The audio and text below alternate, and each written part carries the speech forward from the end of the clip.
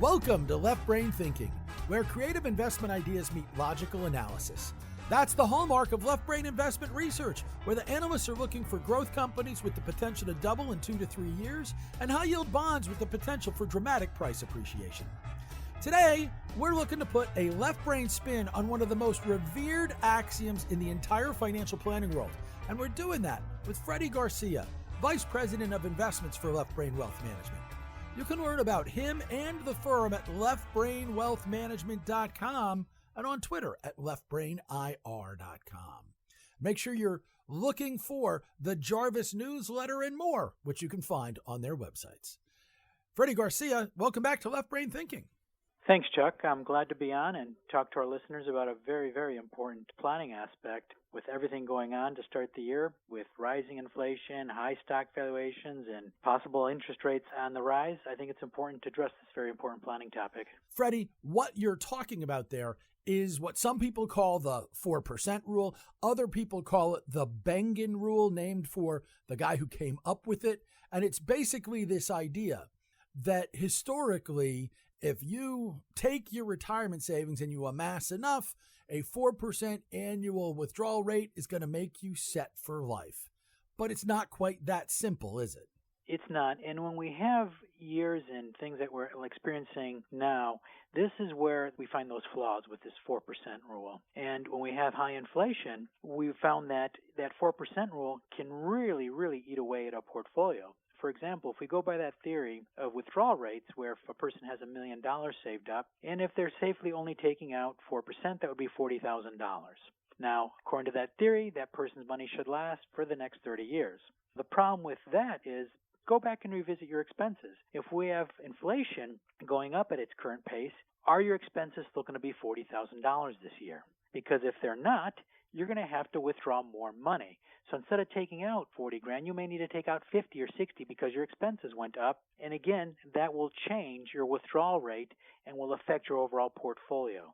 Obviously, timing is everything. Somebody who is entering retirement right now is very different from somebody who has been in retirement for a decade or more, is very different from somebody who is 30 or 40 and looking to their future.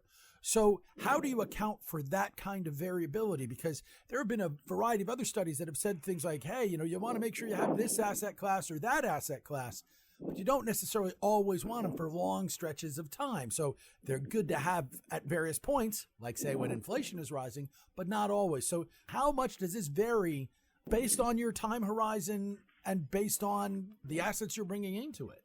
It's going to vary differently, you're right, from person to person. First off, for people who aren't in retirement, that 4% illustration is the tool that's used in all those planning scenarios. So on the illustration, it always assumes that type of withdrawal rate. Now, because you're not taking any money out, you're not really going to be as affected. So people who aren't in retirement, who aren't in the withdrawal rate, they're just fine. They shouldn't get freaked out about rising interest rates and possibly their portfolio not doing as well as it has done in previous years because they're not in that withdrawal rate. So they're not affecting their portfolio currently and should keep on going with their plan as expected. But people who are in retirement and are drawing from their portfolio, those are the ones that are really affected. And what I'm telling my clients and also the listeners here today is go back and revisit your expenses, because if you were taking out a certain dollar amount, chances are you may need more. So one of the options is you take more out, but then again, you're taking out a higher withdrawal rate, or you can go back and try to adjust your expenses. So those are pretty much the two options that you have. Now, when you are taking money out, one of the other options is that people get tempted to adjust their portfolios because maybe they're not doing as well as they thought they had in previous years, or they get spooked and they realize, all right, now I need to cut my allocation, maybe get more conservative and go into more cash. And that's one of the worst things they can do as well, because at a higher withdrawal rate and you're taking more money out at less earning potential, you're really going to affect your portfolios in later years, because a higher withdrawal rate can eat away at a portfolio much worse than a volatile market can. One of the things that was discussed about the 4% rule before COVID and all the recent volatility was that as the bull market extended, there were people who were saying, hey, 4% is low. It should really be 4.5%. Are you willing to make any blanket statements like that? Or is the real problem with the Bengen rule, it's a blanket statement, let's just not do that? There's always adjustments to that Bengen rule. Even when he was doing his own adjustments, it was 4.1 if it was an after-tax account. If it was a retirement account, then it would be higher than that. It would be 4.5, 4.7, because you had to account for taxes. Because in a retirement account, you withdraw money, but you also have an additional tax expense on top of that. So your withdrawal rate would need to be a little bit higher. So there are different adjustments based on that, but the reality is it is going to be individual for everybody because everyone's expenses are different, everyone's health is a little bit different, and that's why one of the things I'm asking again everyone is to go back and revisit your expenses and find out what you really need to make adjustments on. And then also, don't give up on growth. That's key. If you felt you haven't, because the way the market has been as volatile, haven't done as well as you would like to, doesn't mean you give up on market growth. Go back and make sure you still have market growth exposure, because even the Bengen rule has, when they did that study, it has somebody at least at 50% equity. Now, depends on what your risk tolerance is and what your growth rate assumptions need to be, but that's going to be different for everyone. But it still needs to have some equity exposure in order to combat inflation, in order to combat years like this year, where if you need higher amounts, perhaps you're making it up in different years. When there's bullish years, again, your portfolio grows more, your withdrawal rate can be less. In bearish years like we just are having this year, your withdrawal rate possibly has to go up, but you're allowing for the fact that you're making up for previous years. And that's one of the key things is that capture growth when there's growth in the market, because there's going to be years like now where if we are bearish, your portfolio may not do as well, and that'll make up for the fact that you may have to take a little bit more out. I wouldn't be having a discussion about the Bengen rule, the 4% rule, without at least bringing up one of my pet peeves. One of the things that I dislike about this is that, hey, if it works to perfection, well, obviously you get to live out the rest of your days with a nice portfolio.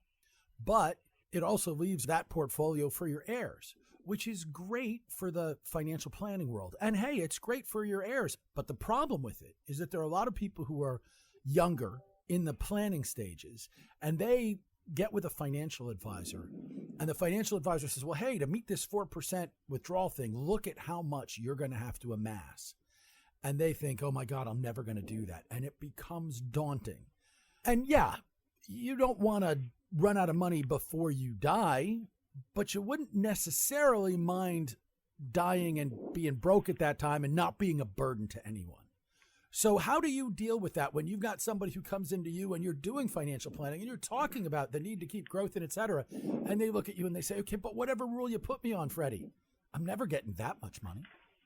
You have to manage the expectations, right? And what is feasible, what isn't feasible. According to the Bengen rule, again, for every $1 million, you basically be able to pull out about $40,000. Now, $40,000 is not a lot of money to live off of.